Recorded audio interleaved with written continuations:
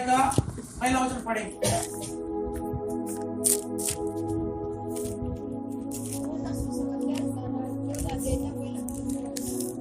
हमारा मन व्याकुल न हो, परमेश्वर पर विश्वास रखो और मुझ पर भी विश्वास रखो। प्यारे लोगों, परमेश्वर बोल रहा है कि तुम्हारा मन व्याकुल नहीं होना चाहिए। तुम परमेश्वर पर विश्वास कर रहे हो, वैसे ही मुझ पर भी विश्वास करो बोल के यीशु मसीह ने कहा। एक मनुष्य क्यों व्याकुल हो जाते हैं, उसके बहुत सारे कारण रहते हैं। प्यारे लोगों, मैं कुछ कारणों को, कुछ ही बातों को मैं बताना चाहूंगा। प्रभु के नाम की महिमा हो। व्याकुल हृदय को परमेश्वर चंगा करते हैं। कैसे चंगा करते हैं मालूम है? वचन बेच के चंगा करते हैं। भजन संहिता 107 का 20 वचन को पढ़ो। वो अपने वचन को बेचकर एक व्यक्ति को गड्ढे में से उठाता है।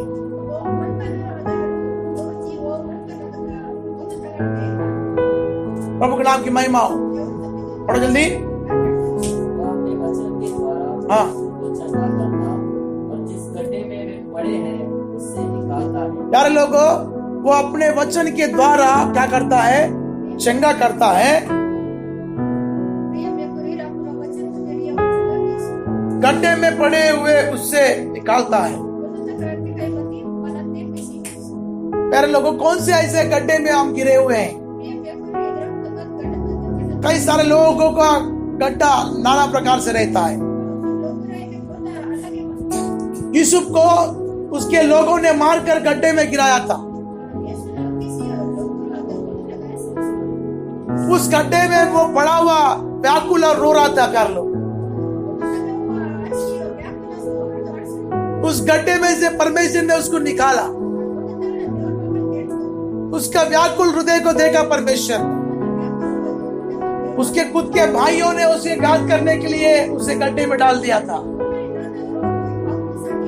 मगर प्रभु ने उसको वहां से निकाला, मिस्र देश को पहुंचाया। क्यों पहुंचाया?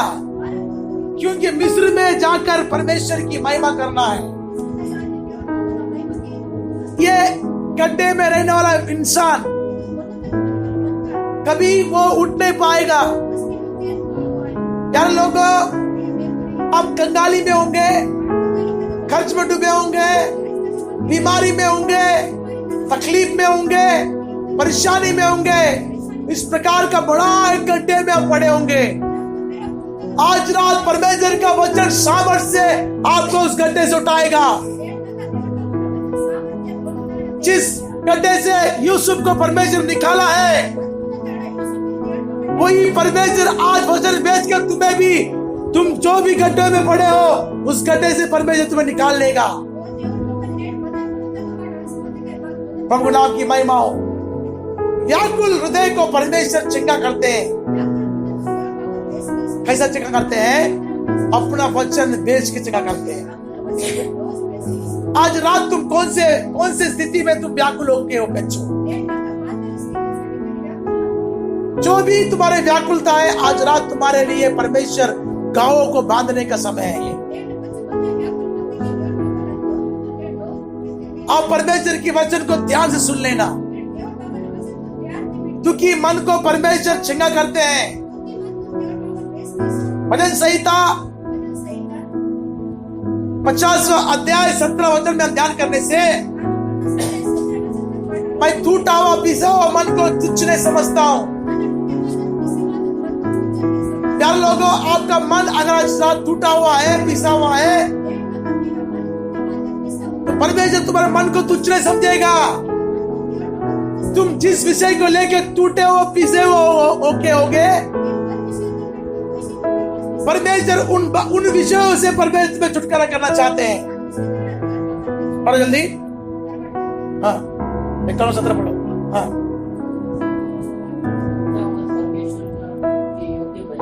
देखो, टूटा मन परमेश्वर का योग्य बलिदान है। हाँ, देखो क्या बोल रहा है परमेश्वर, भजन संहिता 51 का 17 में, तू टूटे हुए पीसे हुए मन को तुच्छ नहीं जानता है।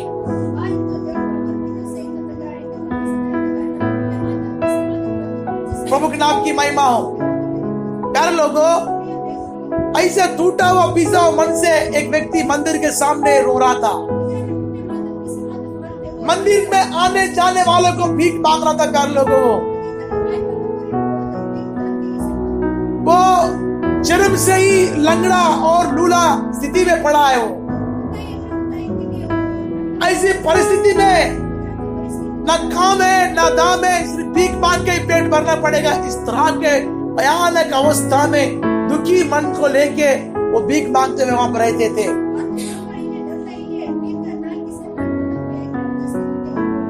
दोपहर के तीसरे पहर पर पतरस यूहन्ना उस मंदिर में प्रवेश हो रहे थे।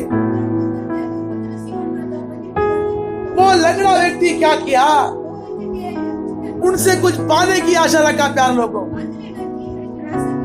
यहाँ पे बताया ना, वचन बेच के एक व्यक्ति को जगह करता है बोल के,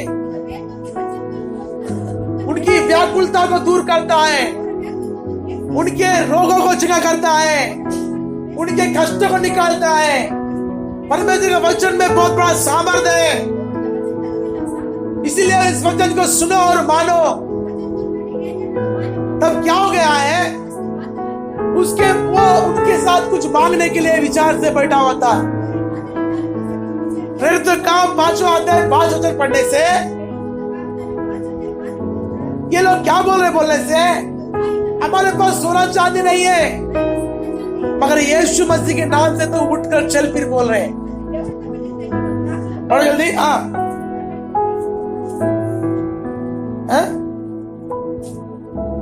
फिर तो काम 3 अध्याय 5 वचन पढ़ो, 5 वचन। अतः वो उनसे कुछ पाने की आशा रख रहा है, उनकी ओर ताकने लगा। पतरस ने कहा, चांदी और सोना मेरे पास नहीं है, जो मेरे पास है वही तुझे मैं देता हूँ। यीशु मसीह के नाम से तू चल फिर। उसने उसका दाहिना हाथ पकड़ के उसको उठाया, उसके पाँव में टकनों में बल आ गया, उछल के खड़ा हो गया, चलने फिरने लगा, कूदता परमेश्वर की स्तुति करता हुआ मंदिर में गया। हालेलुया। अब ये व्यक्ति कितने सालों से इस बीमारी से, इस लंगड़ेपन से परेशान है, बोलने से और बचपन से ही उसको उस लंगड़ेपन का शिकायत है। अब कोई चारा भी बाकी नहीं है। क्यों बोलने से, अब भीख मांग कर ही मांगना पड़ेगा, दूसरा कोई बात नहीं है। अब अगर परमेश्वर की दया ने उसके ऊपर में दृष्टि लगाया, उसका व्याकुल हृदय किसी को भी भीख मांगना पसंद नहीं रहेगा। बच्चों, किसी के आगे हाथ फैलाने के लिए कभी भी कोई नहीं चाहेगा, मगर उसके शरीर में आने वाला लंगड़ापन के कारण वो भीख मांगने के लिए मजबूर हो गया। प्यारे लोगों, इस प्रकार के लंगड़ापन के गड्ढे में वो पड़ा था। जीवन में कभी नहीं सोचा कि मैं चंगा होऊंगा, ऐसा सोच के व्याकुल होके हृदय को तोड़कर टूटा हुआ पीसा हुआ मन से वो वहां बैठ के रहता था। अगर उस मन को परमेश्वर तू चल नहीं जाना, सोना चांदी मेरे पास नहीं है, मगर यीशु के नाम से तू चल फिरेगा। हालेलुया। यार लोगों, उस व्यक्ति को परमेश्वर ने खड़ा कर दिया। कैसे खड़ा कर दिया प्यारे लोगों? वचन के जरिए खड़ा किया। जो कोई परमेश्वर के वचन को तन मन से स्वीकार करेगा, मिस्र देश का एक भी बीमारी उसको छुएगा नहीं है। निर्गमन का पुस्तक 15 अध्याय 26 अध्याय में पढ़ने से तन और मन से उसके वचन को सुनना पड़ता। मनुष्य के पास क्या है प्यारे लोगों? कुछ नहीं है। परमेश्वर के वचन में सब कुछ है। इसीलिए निर्गमन के पुस्तक 15 का 26 में मूसा ने उनके लिए वायदा किया। उस जंगल के सफर में तुम्हारे लिए परमेश्वर का वचन ही सब कुछ करेगा। पढ़ो जल्दी। हाँ, यदि तू अपने परमेश्वर का यहोवा का वचन तन मन से सुने, उसकी दृष्टि में जो ठीक है वही करे, उसकी आज्ञाओं पर कान लगाए, उसकी आज्ञाओं में कान लगाए, और उसकी सब विधियों को माने, उसकी सब विधियों को माने, तो जितने रोग मैंने मिस्रियों पर भेजे हैं, जितने रोग मैंने मिस्रियों पे भेजे हैं, उनमें से एक भी तुझ पर न भेजूंगा। एक भी बीमारी तुझको नहीं छुएगी। तन मन से सुनना पड़ता उसके वचन को। क्यों मैं यह बात बता रहा बोलने से? प्यारे लोगों, कोई पास्टर प्रार्थना करेगा चंगाई मिलता नहीं सोचना। परमेश्वर क्या बोला? मेरा वचन को तन मन से सुनो बोला। मिस्र पे भेजा हुआ एक भी रोग मैं तुझ पर नहीं भेजता बोलकर प्रभु बोल रहा है।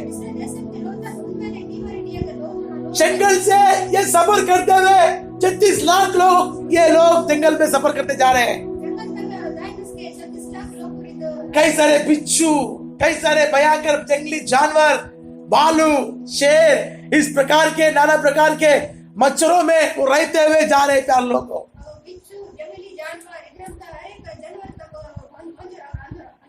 उसमें उनको उन बीमारी से चंगाई के लिए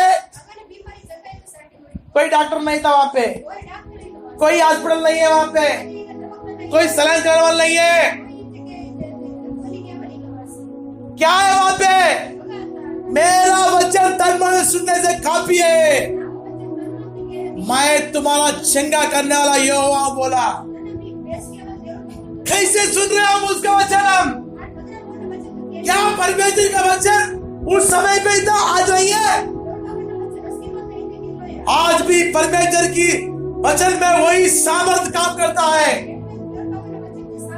उसको स्वीकार करना पड़ता है। हम प्रभु के नाम की महिमा हो। प्यारे लोगों, इस्राएल लोगों को बहुत बड़ा वायदा को प्रभु दिया वहां पे। ये लोगों के जीवन में परमेश्वर ने कोई प्रकार का वैद्य, कोई प्रकार का जड़ी बूटी को बोला नहीं है। मेरे वचन को सिर्फ मानो बोला। हम पिछले 4 दिनों से हम ध्यान करते आ रहे हैं। क्रोध, ईर्ष्या, जलन, घमंड, ये सारे बातों को छोड़ना है बोल के। यदि उसके तन मन से उसके वचन को तुम नहीं मानोगे, मिस्र का अनेक बीमारी तुम्हें पकड़ेगा। ये मिस्र देश को तो क्या दिखाता है? संसार को दिखाता है। यार लोगों, आज संसार में नाना प्रकार के नई नई बीमारियां उत्पन्न हो गई हैं। इन 4 दिनों में आपने जो अपने स्वभाव के बारे में सुना है, उन स्वभावों से अगर मुक्ति नहीं पाओगे, मिस्र देश का अनेक बीमारी तुम्हें घेर के रखेगी। अपने जीवन में क्या करना है? शक करना है। परमेश्वर से अनेक दिन हम परमेश्वर के सम्मुख में गिड़गिड़ाकर, मेरे जीवन में ये कमियां है, ये गलतियां है, परमेश्वर मुझे इन बातों से निकालो, शुद्ध करो, पवित्र करो बोल के हर दिन प्रभु के सम्मुख में आपको खड़ा रहना है।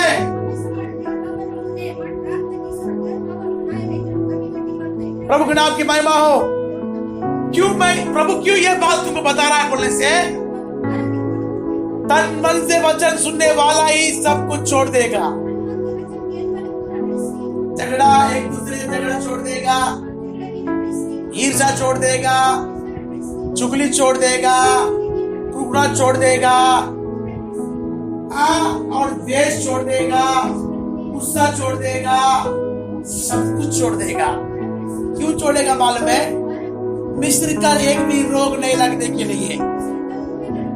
यदि वो उनमें से वो सब बातें करते हुए आगे बढ़ेगा, ये जान लेना काल लोगों, 2021 का साल बहुत खतरनाक साल है। वो लगने से पहले ही इतने नए नए बीमारियां उत्पन्न हो गई है, वो सुनते ही पसीना आना शुरू हो रहा है। पूरा भारत देश उधर इधर, दुनिया हिल रहा है पूरा उधर इधर। ये कौन से बीमारियां हैं, इसके लिए कैसा इलाज करें बोल के गवर्नमेंट भी पागल हो रहा है। मगर प्रभु के लोगों के लिए एक वायदा है, मेरे वचन को तन मन से सुनने वालों, मेरी प्रजा, मिस्र का एक भी बीमारी नहीं छुएगा। कितने लोगों को बीमारी नहीं चाहिए? हाथ उठाओ। मुझे बीमारी नहीं चाहिए, नहीं चाहिए ना? हाथ उठाओ। फिर इन दिनों में सुने हुए वचनों को फिर ग्रहण करके आगे बढ़ना है। प्रभु के नाम की महिमा हो। क्यों इस बात को मैं बता रहा बोलने से? उन बीमारी के कारण तुम व्याकुल हो जाओगे, परमेश्वर को निंदा करोगे, दोष लगाओगे। क्यों परमेश्वर हमें इस प्रकार की बीमारी से पीड़ित कर दिया है बोल के अब क्या करेंगे? उड़ाना शुरू करेंगे प्यार लोगों। क्यों बोल रहा बोलने से? जंगल के सफर में इस्राएल लोगों ने परमेश्वर का वचन को नहीं मानते हुए छोड़ दिया था। तब क्या होगा मालूम प्यार लोगों? सांपों ने आके डसना शुरू किया उनको, क्योंकि उन्होंने कुड़कुड़ाना शुरू किया था। मूसा ने एक स्तंभ को तैयार किया, उस पर एक सांप लटका दिया और बोला कि जो सांप को देखेगा तुम उस बीमारी से डसने से तुम बच जाओगे बोला। कारण क्या है मालूम है? तन मन से सुना नहीं था वचन। थोड़ा आगे सफर चले गया, 1 महीना 2 महीना गुजर गया सफर, फिर से अपने जीवन में पुराना बुराई करना, पुराने का द्वेष करना, कपट करना, विरोध करना, फूट करना, धीरे आना शुरू हो गया। क्या हो रहा वहां पे जंगल में? प्रभु बोला ना मिस्र का एक भी रोग नहीं लगेगा। यहाँ पे सांप काटना शुरू हो गया। फिर थोड़ा देर आगे बढ़ने के बाद क्या हो गया मालूम है? एकदम से मरी पड़ना शुरू हो गया। ये मरी को देखकर लाचार लोग पूरा मरते जा रहे थे। कारण क्या है प्यारे लोगों? परमेश्वर की वचन को तन मन से सुना नहीं था उन्होंने अपने आप को ताई धर्मी ठहराने के लिए सब कुछ किया था। और क्या हो गया? उस मरी तभी नहीं थी। उनके बीच में और जाकर उनके बीच में रहकर उनके लिए उस धूपदान को लेकर प्रभु को चढ़ाया। जब तक आप अपने जीवन को सुधारोगे नहीं, अपने स्वभाव को बदलोगे नहीं, बीमारियां छोड़ेगा नहीं। हालेलुया! कितने लोग उधर समझ में आ रहा? सबको समझ में आ रहा? प्रभु नाम की महिमा हो। फिर हम क्या करना चाहिए? उन बीमारियों से मुक्ति पाने के लिए परमेश्वर का वचन को मानना चाहिए। प्रभु ने क्या बोला? जैसे तुम परमेश्वर में विश्वास कर रहे हो, यीशु क्या बोल रहा है? तुम मुझ पर भी विश्वास करना, मैं तुम्हें इस मिस्र के सारे बीमारियों से आजादी दिलाऊंगा। संसार में नाना प्रकार की बीमारी से तुम्हें बचा लूंगा। बचने का एक ही उपाय है, प्रभु का वचन को मानकर उसके अनुसार चलते हुए आगे बढ़ने चाहिए। प्रभु के नाम की महिमा हो। परमेश्वर आपकी व्याकुलता को दूर करना बड़ी बात नहीं है। यूसुफ का गड्ढे में से निकाल के उसको व्याकुलता को दूर करके समाधान दिया। उसको मंदिर के सामने बचपन से बैठा हुआ उस लंगड़े व्यक्ति का व्याकुलता को, आंसुओं को पोंछकर उसको समाधान दिया प्रभु ने। वही परमेश्वर आपको समाधान देना चाहते हैं। उसके लिए क्या करना है आपको? तन मन से प्रभु के वचन को गले लगाना है। तब तुम क्या हो जाओगे? इन सारे नाना प्रकार के बीमारियों से तुम बच जाओगे। बहुत सारे लोग क्या सोच रहे मालूम है? यीशु के पास आएगा, प्रार्थना करेगा, बीमारी जाएगा, बस बाद में हमारे जीवन को जीते रहेंगे। हमारे लिए है ना प्रार्थना, धर्मशाला खोल के रखे, प्रार्थना का मंदिर खोल के रखे। प्रभु ने धर्मशाला खोल दिया, प्रार्थना का मंदिर भी खोल के रखा है। प्रभु क्या बोला है मालूम है? परमेश्वर के वचन को मानकर जीवन को सुधारने बोला। प्रभु के नाम की महिमा हो। एक व्यक्ति का बीमारी से मुक्ति देने के लिए उसका वचन ही प्रभु के लिए, वचन ही उनके लिए प्रभु ने भेज के रखा है। प्रभु के नाम की महिमा हो। इसी व्याकुल हृदय को लेके आज रात हम भी यहाँ पड़े होंगे, बीमारी में पड़े होंगे, तकलीफ में पड़े होंगे, खर्च में डूबके होंगे, पारिवारिक समस्या लेके होंगे, नाना प्रकार का वेदना होगा। यीशु तुम्हें वचन दे रहा है, इन सब बातों से मैं तुम्हें मुक्ति दिलाऊंगा और तुम मेरे वचनों के अनुसार चलना सीख लोगे। कौन सीखेगा प्रभु वचन का? सभा समाप्त होने के बाद वचन को भूल जाओगे क्या? परमेश्वर ने ऐसे ही पुरानों को दे दिया। तुम्हारे लिए इतने गाँव को, मेरे लिए इतने गाँव को ऐसे साइन कर लिया ताकि हम उस व्याकुलता से हम आजादी मिलने के लिए। प्यारे लोगों, क्यों हम परमेश्वर के वचन को नहीं मान पा रहे हैं? कारण क्या है प्यारे लोगों? शैतान हमारे मन से वचन को उठा के लेके चले जा रहा है, जिससे तुम्हारा छुटकारा है, जिससे तुम्हारा समाधान है, जिससे तुम प्रभु के वारिस बन जाओगे, जिससे तुम संसार के नाना प्रकार के बीमारियों से, तकलीफों से बच जाओगे। उसी वचन को उठा के लेके जा रहा है। मत्ती समाचार में अध्ययन करने से यीशु मसीह ने एक उपमान बता रहे थे। उस उपमान में क्या बोल रहा है? उस उपमान में प्रभु बता रहे कि वचन को जिन्होंने माना था, मगर शैतान ने क्या कर लिया है? आकर उठा लिया था। प्रभु के नाम की महिमा हो। इसलिए प्यारे लोगों, ये वचन को उठाने वाला कौन है? शैतान है, जो हमारे मन में जो वचन से हमको छुटकारा मिलती है, उसी वचन को वो क्या करता है? हमारे मन से वो क्या करता है? उठा लेता है। जो 13 अध्याय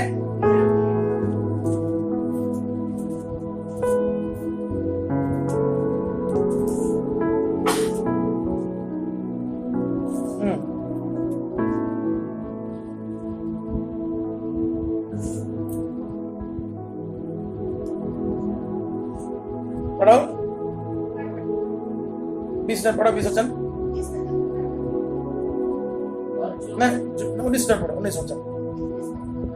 जो कोई राज्य का वचन सुनकर नहीं समझता, उसके मन में जो कुछ बोया गया था उसे वह दुष्ट आकर छीन ले जाता है। यह वही है जो मार्ग के किनारे बोया गया था। देखो, वो वचन, वो दुष्ट आकर क्या करता है? वो बीज को छीन ले जाता है।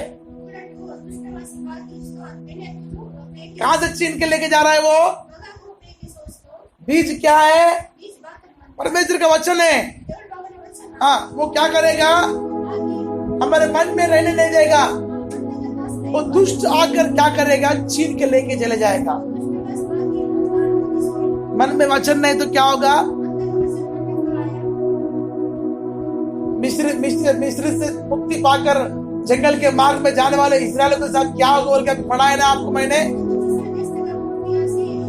कैसा महामारी आया, कैसे सांपों ने डस लिया बोल के सुना ना आपने। कैसे नाच गान करके, व्यभिचार करके प्रभु ने मार दिया ना वहां पे। कारण क्या था? परमेश्वर का वचन तन मन से नहीं सुने थे, तो दुष्ट आकर उनके पास से, उनके मन से निकाल के लेके गया। इसी कारण से प्यार लोगों, ये वचन को अपने मन में हमेशा बरकरार रखना, तब तुमको परमेश्वर इन आने वाले परीक्षाओं से, आने वाली विपत्तियों से बचाएगा। प्रभु के नाम की महिमा हो। इसलिए प्रभु के लोगों, ये रात में आप बहुत व्याकुल पड़े होंगे। यहाँ बाइबल में बहुत सारे लोगों को परमेश्वर ने उनके व्याकुलता को दूर किया। एक विधवा का बेटा, एक जवान बेटा मर जाता है, वो बहुत व्याकुल रहती है उसके लिए, क्योंकि उसका एक ही बेटा है। वो मर जाता है, उसको मृत्यु हो जाती है। उसको ले जाते समय यीशु उस वहां पे आ जाते हैं और उस माँ को बोलते हैं, रो मत माँ बोलते हैं। तब यीशु ने, उस माँ का रोना क्या है? अपने बेटे के लिए रो रही है वो, जो उसका सहारा है, उसका बुढ़ापे का सहारा है, उसके लिए सब कुछ करने वाला वही एक था। अभी वो क्या हो गया है? मर चुका है। अब उसके लिए वो क्या कर रही है? रो रही है। क्यों रो रही है? बोलने से, बेटा अभी नहीं है, मेरा बुढ़ापे का सहारा क्या होगा? मुझे कौन देखेगा? इस बुढ़ापे में मेरा कौन मेरा सहारा रहेगा? ऐसा करके वो बहुत ही क्या कर रहे हैं? रो रहा है। कौन रो रही है? विधवा रो रही है। प्रभु ने क्या बोला? मत रोना। क्या बोल रहा परमेश्वर? मत रो। क्यों मत रो बोला? मालूम है, उसका व्याकुलता दूर करने के लिए। प्रभु के नाम की महिमा। कितना 11? हाँ पढ़ो, लूका 7:11। हाँ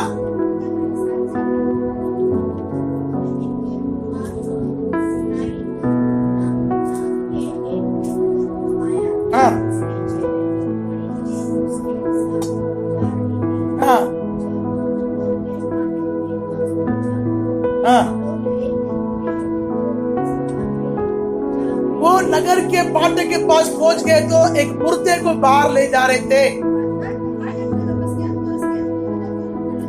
हाँ, वो अपनी माँ का इकलौता बेटा है, वो विधवा है। नगर के बहुत से लोग उसके साथ थे। हाँ, उसको देखकर प्रभु को बहुत तरस आ गया। हाँ, उससे कहा मत रो।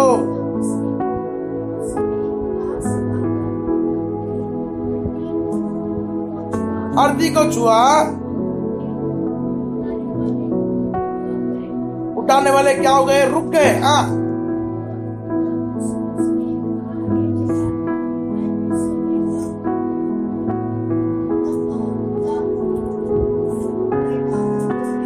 प्रभु के नाम की महिमा हो। अभी वो विधवा माँ का जीवन में आंसुओं के सिवा कुछ नहीं था प्यार में। प्रभु ने क्या बोला? व्याकुल मत होना, मुझ पे विश्वास करो बोला। जो परमेश्वर मुर्दे में जान डाल सकता है, क्या वो परमेश्वर हमारे बीमारी से नहीं कर सकता? हमारे समस्या नहीं निकाल सकता? हमारे कर्ज को चुका नहीं सकता? हमारे तंगी मुसीबतों को दूर नहीं कर सकता? कर सकता, मगर आपको क्या करना है? उस व्याकुलता के समय पे जिस तरह से परमेश्वर के ऊपर में विश्वास करके हम उसके आगे आते हैं, वैसे ही जब हम छुटकारा प्राप्त करने के बाद उसके ऊपर वही विश्वास के साथ रहना चाहिए। तब क्या होगा? बोलने से तुम्हारे जीवन में कभी भी व्याकुलता नहीं आएगा। हम क्या करते हैं प्यार लोगों? परमेश्वर ने जैसे ही भलाई हमारे लिए जीवित कर लेता है, तुरंत उन भलाइयों को हम भूल जाते हैं प्यार लोगों। यही हमारी गलती है। वो दुख भूल जाते हैं, वो शरीर के कष्ट भूल जाते हैं, वो रोना भूल जाते हैं, वो समस्या भूल जाते हैं, सब भूल जाते हैं। धीरे धीरे मंदिर भी छोड़ देते हैं, उपासना छोड़ देते हैं, प्रार्थना छोड़ देते हैं, सेवा को संगीत भी छोड़ देते हैं। क्यों बोलने से?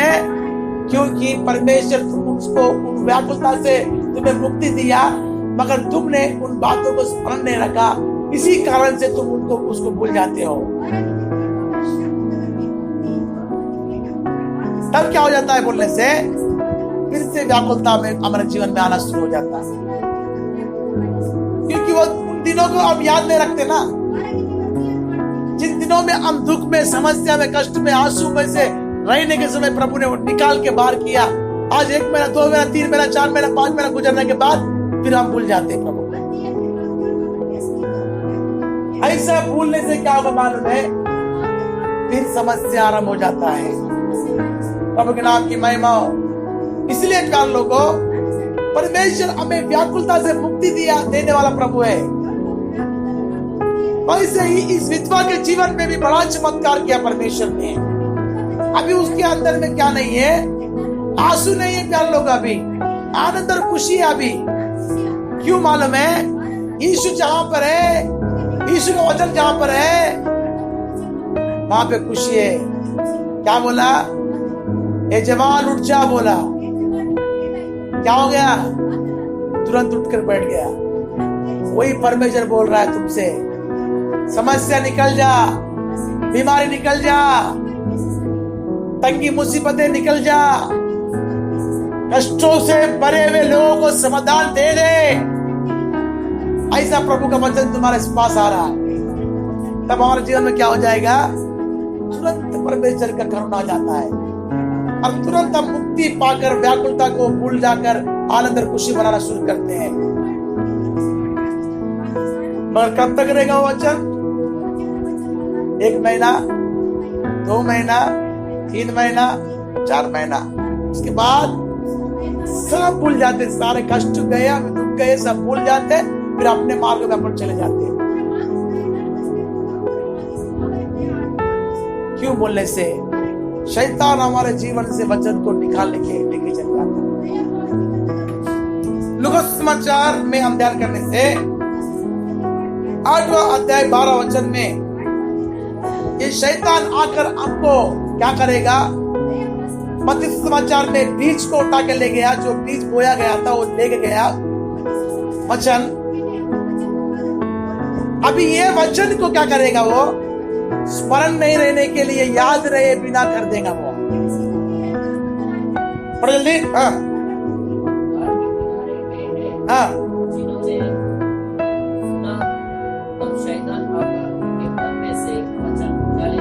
देखो अभी मत्ती समाचार में हमने पढ़ा था कि बीज दुष्ट ने उठा के लेके गया।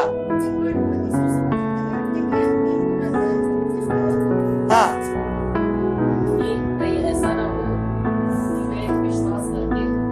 देखो ऐसा ना हो कि वो विश्वास करके छुटकारा प्राप्त करे, उद्धार प्राप्त करे। इसीलिए वो क्या करता है? मन में वो वचन को रहने देता नहीं, उनको जल्दी से वो भूल जाते। फिर समझ से चले गए ना, आप क्या के लिए यीशु काय के लिए? अरे महाशिवरात्रि आ गया है, डुबकी लगा देंगे, सारे पाप धुल जाएंगे।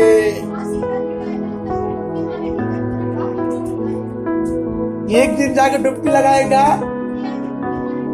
पूरा 365 दिन पाप करते रहेगा वो।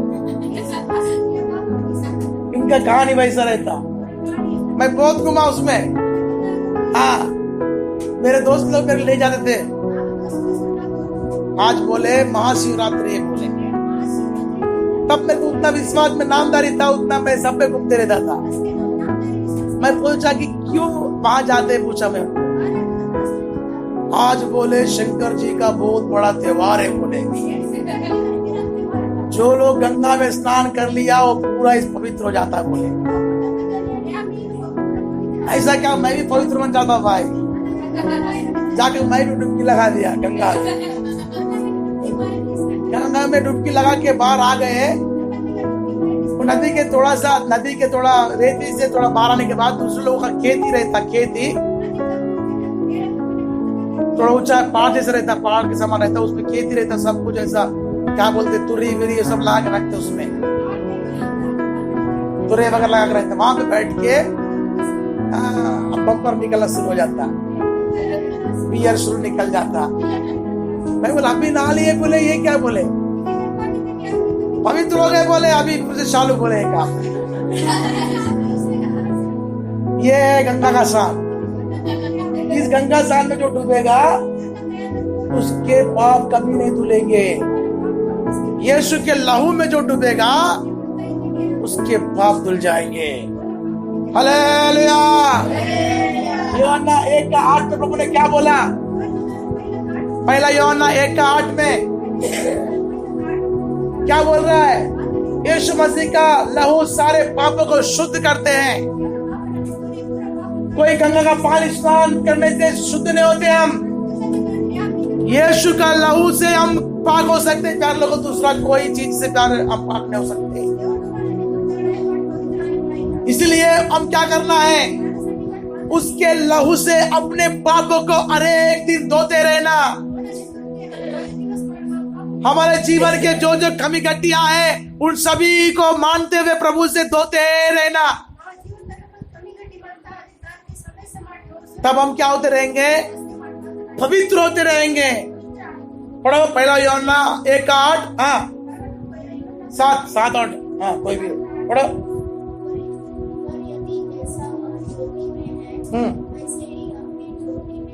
हाँ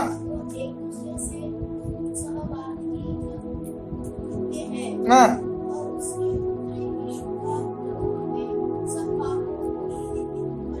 उसका पुत्र का लहू सब पापों से क्या करता है? शुद्ध कर देता है। गंगा का स्नान से नहीं होता राकेश, कैसा होता है मालूम है? यीशु का लहू से हम शुद्ध हो जाते हैं। हालेलुया। ये है उसका वचन। हम क्या करते हैं? पाप भी करेंगे, हाँ यीशु का लहू में प्रभु मुझे धोले बोलेंगे। प्रभु का दया है, धोते रहेगा। एक दिन धोएगा, 2 दिन धोएगा, ये धीरे धीरे और ज्यादा करना शुरू कर देगा। ज्यादा करने के बाद प्रभु क्या सोचेगा? मेरे लहू का कोई कीमत नहीं है क्या? अब मैं तुझे सिखाऊंगा। क्या होता मालूम है? जो उसके लहू को तुच्छ करेगा, उसका वाचा के लहू को जो तुच्छ करेगा, दंड का पात्र बनता है, दोषी ठहरता है वो। प्रभु के नाम की महिमा हो। क्यों? इब्रानी के पुस्तक में हम ध्यान करने से उसके लहू को तुच्छ करने से क्या होते हैं? हाँ वो दंड का पात्र हो जाते हैं। ऐसा तुच्छ होता है मालूम है? जानबूझ के पाप करते रहते हैं हम। यीशु तेरे लहू से धो ले प्रभु जी, यीशु तेरे लहू से धो ले प्रभु जी। हाँ प्रभु का दया हमेशा धोते रहता उसका भी। हाँ पढ़ो 10 का 26 से पढ़ के आओ। हाँ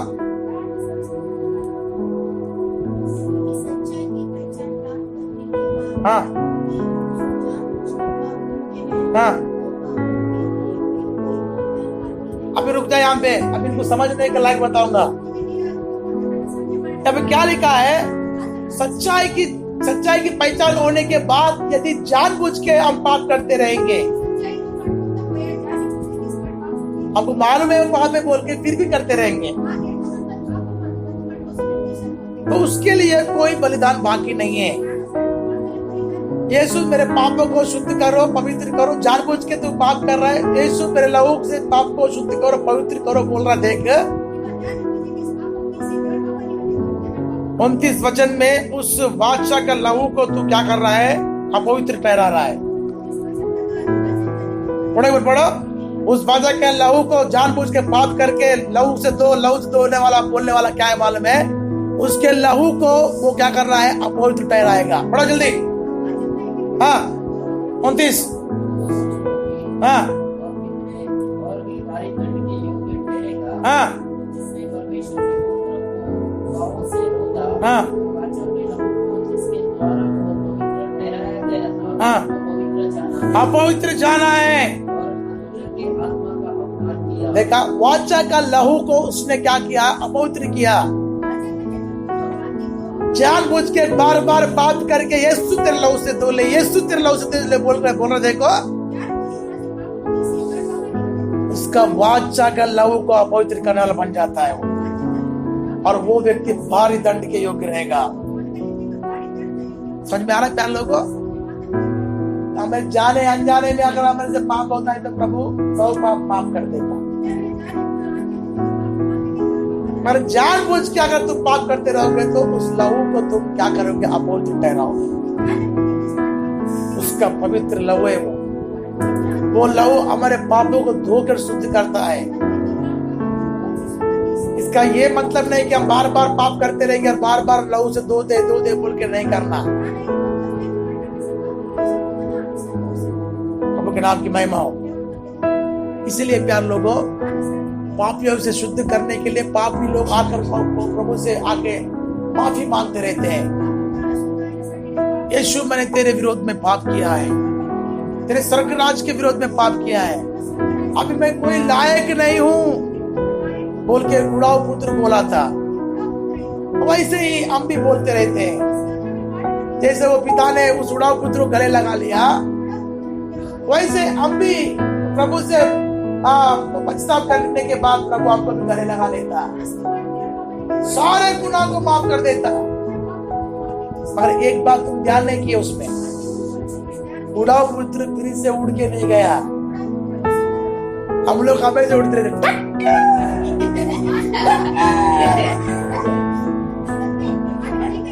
हंसने का काम नहीं है, सीरियसली। उड़ाऊ पुत्र एक बार पाप करके पिता के पास आकर अपने सारे गुनाहों के लिए माफी मांगा। मैं तेरे नौकर के समान रहूंगा, मैं कोई अभी राजकुमार का काम मैं नहीं करूंगा, मेरे पिता मैं उस योग्य नहीं हूँ, मैं स्वर्ग के विरोध में तेरे विरोध में पाप किया, मुझे एक नौकर समान रख। बोलते प्रभु ने उसको, पिता ने माफ करके गले लगाकर उसको अच्छे वस्त्र पहनाकर, जूते पहनाकर, अकोड़ी पहनाकर उसको साथ में रख लिया।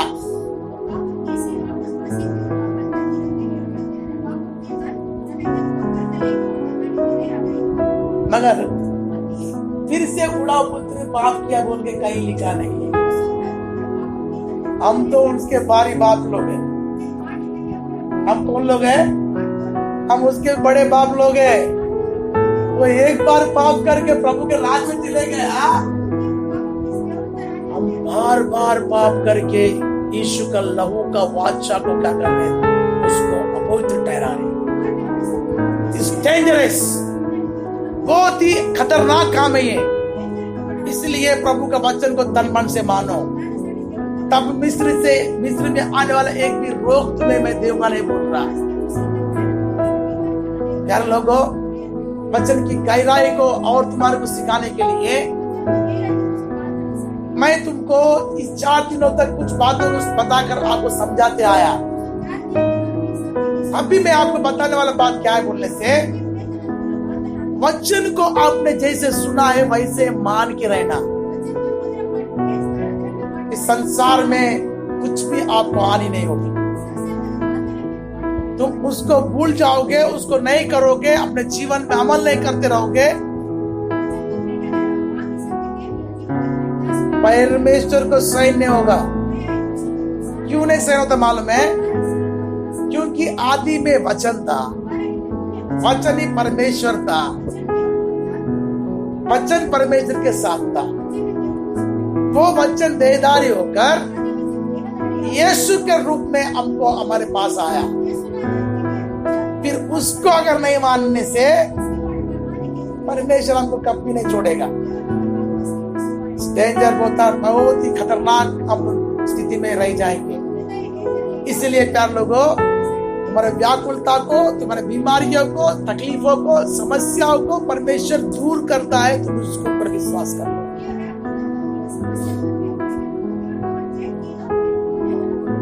इतने लोगों को परमेश्वर ने छुटकारा किया, क्या तुमको प्रभु छुटकारा नहीं करेगा? यूसुफ को किया, विधवा को किया, लंगड़े व्यक्ति को किया छुटकारा। क्या प्रभु तुमको नहीं करेगा? करेगा। और परमेश्वर के वचन को तन मन से सुन के आगे बढ़ना, तब तुम्हारे मनों में हमेशा सदा के लिए एक आनंद और शांति तुम्हारे में रहेगी। तुम्हें कोई बात का डर लगेगा नहीं, तुम हमेशा खुश रहोगे। इसलिए प्रभु का पवित्र वचन सुनने के लिए उसके पवित्र भवन में जाते रहना।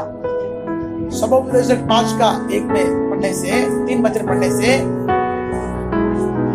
वहां पे बोल रहा कि तू मेरे भवन में सुनने के लिए समीप आ जा। बोला क्या सुनने के लिए समीप आ जा? परमेश्वर का वचन सुनने के लिए समीप आ बोला। उस वचन को सुनने के लिए हम कदापि मुकरना नहीं चाहिए। भला ही खत्म हो गया, प्रभु ने दिया छुटकारा हो गया, अब मेरे को क्या करना है? क्या अभी वो 5-6 महीना हो गया, बस हो गया, मेरा जिंदगी बच जी लेता बोल के सोचने से इनसे कोई भारी विपत्ति तुझ पे आ पड़ेगी तो तब यीशु के पास आके रोना नहीं। इसलिए वचन को सुनने के लिए आ बोला। पढ़ो जल्दी, सबोपदेश 5:3। एक में है, पढ़ो, एक में 5:1। जब तू परमेश्वर के भवन में जाए सावधान से चलना, सुनने के लिए समीप जाना। उसका वचन सुनने के लिए कहाँ जाना? समीप जाना। क्यों जाना? क्यों जाना? क्योंकि हम परमेश्वर का वचन सुनेंगे, हमारा जीवन बच जाएगा। बच गया कि नहीं बच गया? कितने लोगों को प्रभु का वचन सुनने के कारण मेरा जीवन बच गया बोलने वाला हाथ उठाओ। क्योंकि इतने लोगों ने प्रभु का वचन को बेचकर प्रभु ने उनको निकाला बाहर, मुर्दे को भी निकाल लिया, लंगड़ों को भी निकाल लिया। तो प्रभु वही वचन हमको बेचकर हमको क्यों नहीं निकालेगा उस गड्ढों में से? इसलिए दुखी मत हो प्यारे बच्चे, व्याकुल मत होना। समस्या तकलीफ बहुत दिनों के लिए नहीं रहता, अल्पकाल के लिए, थोड़े दिन के लिए रहता, मगर प्रभु का वचन सदा काल के रहता। भूमि आकाश टल जाती है, उसका वचन कभी नहीं टलता है। उसका वचन को हमेशा हमारे हृदय में रखना है। प्रभु के नाम की महिमा हो। कल सुबह का मीटिंग रहेगा, रात में मीटिंग नहीं रहेगा, मतलब शाम का जो मीटिंग 6 बजे का जो मीटिंग रहता है हमारा हमेशा, वो नहीं रहेगा। डायरेक्ट 10 बजे शुरू होगा, 3 बजे तक, 2-3 बजे तक चलते रहेगा। इसलिए श्रद्धा के साथ आखिरी आप प्रभु भोज के ये लास्ट के ये सारे साल का आखिरी प्रभु भोज में तुम जाने वाले हो। आज रात भी अपने आप को धोते रहना। उड़ाव पुत्र के समान हम एक बार आकर, उड़ाव पुत्र बार बार गया नहीं है, वैसे बार बार जाके वाचा के लहू को हम तुच्छ नहीं करना चाहिए, जिससे परमेश्वर को प्रकोप हमको भड़क सकता है। इसलिए दया करके आप अपने जीवन को जांच लेना। आज रात भी प्रभु से अच्छे से प्रार्थना कर लेना। अनुचित रीति से कोई भागीदार नहीं होना उसके अंदर में। अपने जीवन के हर एक स्वभाव को धो कर